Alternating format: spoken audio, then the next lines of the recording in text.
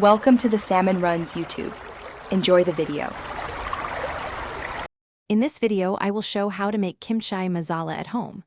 First, let's gather our essential ingredients.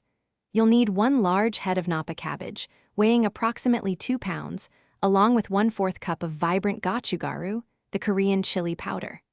Don't forget 1/4 cup of aromatic ginger garlic paste and 1/4 cup of fish sauce or soy sauce to achieve that perfect umami depth. These foundational components are key to our delicious journey. Now let's prepare our napa cabbage.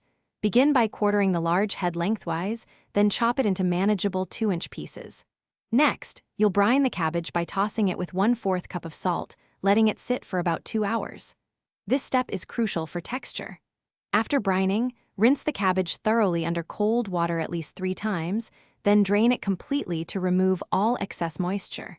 This ensures a crisp and flavorful kimchi masala. With our cabbage ready, it's time to craft the heart of our kimchi masala, the paste.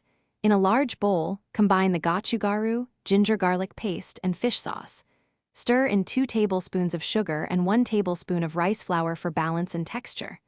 Gradually add 1/4 cup of water, mixing until you achieve a thick, vibrant paste. Finally, fold in 1 cup of grated carrots and 4 chopped scallions for freshness and crunch. This paste is where the magic happens. The final steps are simple yet crucial for perfect kimchi masala.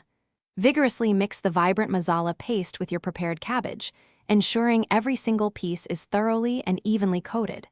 This guarantees consistent flavor throughout.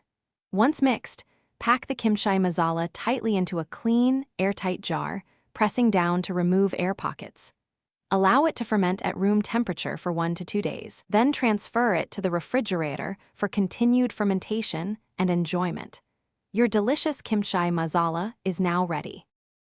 Thanks for watching. Consider subscribing if we helped you.